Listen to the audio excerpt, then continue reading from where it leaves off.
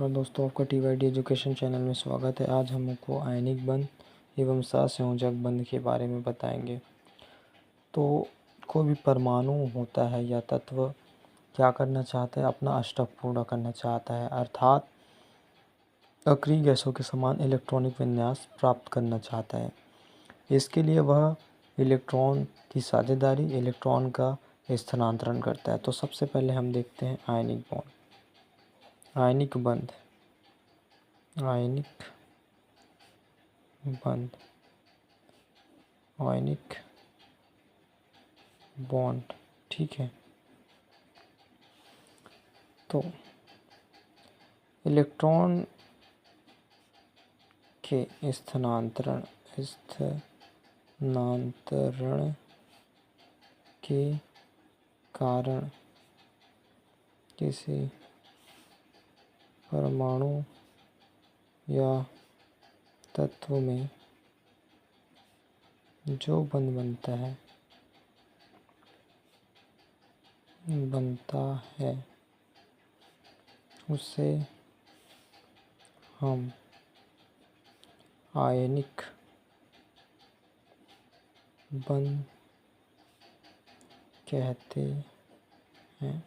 अर्थात इसमें इलेक्ट्रॉन का स्थानांतरण होगा, एक दूसरे को देगा, दूसरा एक को देगा और एक लेगा। जैसे एग्जांपल के लिए हम देखते हैं सोडियम क्लोराइड, किसका, सोडियम क्लोराइड, NaCl है ना, नमक का फॉर्मूला है। जैसे कि Na परमाणु क्रमांक 11 होता है, 2 8 और 1। अंतिम कोश में कितने इलेक्ट्रॉन हैं, या संयोजी इलेक्ट्रॉन इसका कितना है, 1 है। ठीक है, तो इसकी लुईस संरचना कैसे लिखी जाएगी। इस लुईस संरचना आप सबको बता दिया था, लुईस संरचना Na।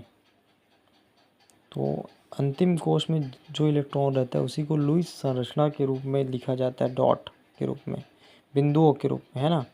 तो यहाँ पे 1 है तो फिर एक बिंदु। उसी प्रकार क्लोरीन का क्या होता है, 17, है ना। तो इसको क्या लिखेंगे, 2 8 और 7।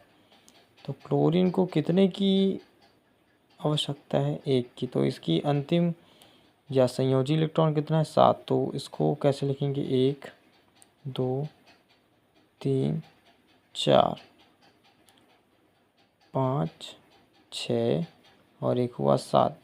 अब क्लोरीन को अपना अष्टक पूरा करने के लिए 1 इलेक्ट्रॉन की आवश्यकता है ना। यहाँ पे इसके 7 है अंतिम कक्ष में, तो इसको 1 दे देगा कोई, तभी तो इसका अष्टक पूर्ण हो जाएगा ना। और ये क्या करेगा भाई, इसको कोई 7 कौन देगा, इसको 7 इलेक्ट्रॉन थोड़ी देगा कोई। ये अब इसके पास 1 है तो 1 ये सरलता से किसी को दे देगा, ना कि 7 कोई ले देगा। इसको 7 को नहीं देगा, ये भले दे देगा 1 को, लेकिन 7 इलेक्ट्रॉन को इसको उधार में नहीं देगा। तो ये क्या करता है, सोडियम ये क्लोरीन को जो है अपना 1 इलेक्ट्रॉन दे देता है। तो इस कारण इसमें प्लस चार्ज आ जाता है, इसमें 1 लेता है, इस कारण इसमें माइनस चार्ज आता है। मतलब कि ये देखो, इलेक्ट्रॉन के स्थानांतर हो जाता है, ये इसको दे देता है और ये इसको ले लेता है। ठीक है, तो यहाँ पे बॉन्ड बनता है NaCl का, तो इस कारण Na प्लस हो जाता है और Cl माइनस हो जाता है। ठीक है, जिससे क्या हो जाता है, NaCl में Na और ये Cl, इसका भी अष्टक पूर्ण हो गया और इसका भी अष्टक पूर्ण हो गया। ठीक है, तो ये दोनों रूल अपना लिया मतलब। और इसमें बॉन्ड कौन सा बनता है, आयनिक बंध बनता है। कौन सा बंध बनता है, आयनिक बंध। ठीक है, आयनिक बॉन्ड। तो आयनिक बॉन्ड में क्या होता है, इलेक्ट्रॉन का स्थानांतरण होता है। ठीक है, इसी प्रकार जैसे कि कैल्शियम क्लोराइड CaCl2 में भी कौन सा बॉन्ड बनेगा, आयनिक बंध। जैसे देखते हैं आयनिक बंध कैसे बनेगा। जैसे कैल्शियम का परमाणु क्रमांक 20, तो इसको कैसे लिख सकते हैं, 2 8 8 और 2। क्लोरीन का तो पता ही है 17, तो कितना, 2 8 और 7, है ना। तो एक कैल्शियम के अंतिम कोश में कितने इलेक्ट्रॉन है, 2 इलेक्ट्रॉन। तो ये कैसे लिखेंगे इसको, 1 और 2। और क्लोरीन Cl2 है, तो क्लोरीन का 7 होता है अंतिम कक्ष में। तो 1 2 3 4 5 6 और 7। याद रखना, लुईस संरचना को पहले चारों ओर बिंदुओं के रूप में 1 1 बिंदु उसके बाद में उस बिंदुओं की जोड़ी बनाई जाती है, जैसे कि 1 2 3 4। अब इसकी जोड़ी 5 6 और ये 7, तो ये इसके साथ और ये इसके साथ, मतलब ये अपना 2 देगा ना भाई, 2 इलेक्ट्रॉन है तो देगा। तो एक क्लोरीन इस पार की क्लोरीन को दे सकता है और एक इस पार की क्लोरीन को। तो क्या होता है, इस क्लोरीन का अष्टक पूर्ण, इस क्लोरीन का भी अष्टक पूर्ण और कैल्शियम का भी क्या हो गया, अष्टक पूर्ण हो गया, है ना। ये दे दिया कैल्शियम अपना। तो इस प्रकार इन सब का अष्टक जो है पूर्ण हो जाता है, किसके लिए, किसके कारण, इलेक्ट्रॉन के स्थानांतरण के कारण। तो इस प्रकार के बंध को हम कहते हैं आयनिक बॉन्ड, अर्थात इलेक्ट्रॉन के स्थानांतरण के कारण जो बंध बनता है उस बंध को हम क्या कहते हैं, आयनिक बॉन्ड।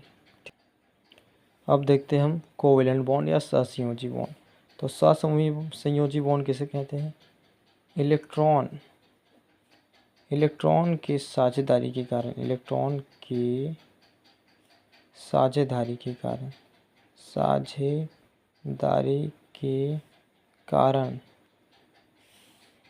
जो बंध बनता है, जो बंध बनता है उसे, या उस बंध को हम कौन सा बंध कहते हैं, उस बंध को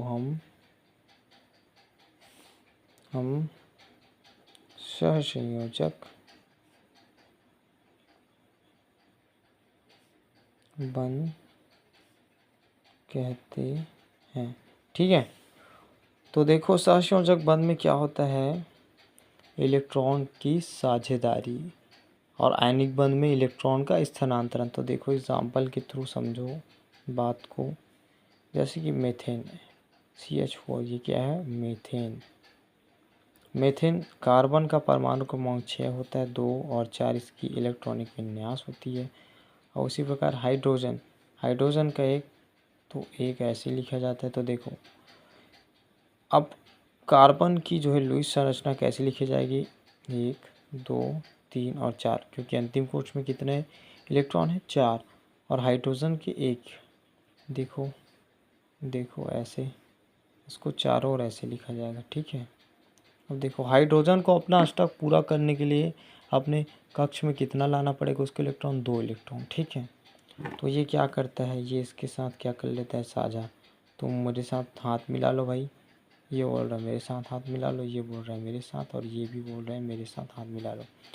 इस प्रकार इस हाइड्रोजन का अष्टक पूर्ण हो गया, इसका अष्टक पूर्ण हो गया, इसका अष्टक पूर्ण हो गया, इसका अष्टक पूर्ण हो गया, और इस कार्बन का भी अष्टक पूर्ण हो गया। ठीक है, इसको समझे आप सभी। अब देखते हैं एक NH3, क्या चीज़, NH3। तो N परमाणु क्रमांक नाइट्रोजन 7 होता है, 2 और 5। ठीक है, H का तब सब समझते हैं। तो N की लुईस संरचना कैसे लिखेंगे, 1 2 3 4 और ये 5। ये लोन पेयर ऑफ इलेक्ट्रॉन है, अर्थात इसको क्या बोलते हैं, लोन पेयर ऑफ इलेक्ट्रॉन। ठीक है, हिंदी नाम मेरे को याद नहीं आ रहा। ठीक है, तो इसमें हाइड्रोजन को ऐसे रखा जाता है, इसको ऐसे, और यहाँ पे जी। तो देखो ये इसके साथ साझेदारी कर लेता है, ये इसके साथ, ये इसके साथ। तो इसको अष्टक पूरा करने के लिए 3 इलेक्ट्रॉन चाहिए, तो इसको हाइड्रोजन से मिल जाता है 3 इलेक्ट्रॉन। देखो जिससे इसका अष्टक पूर्ण, हाइड्रोजन का भी 2 चाहिए उसको, इसका अष्टक पूर्ण। ठीक है, तो इस प्रकार आप समझ गए होंगे मेरे ख्याल से। अगर आपको इसका नोट्स चाहिए तो आप मुझे कमेंट कीजिए, और इस वीडियो को लाइक शेयर और सब्सक्राइब कीजिए। धन्यवाद।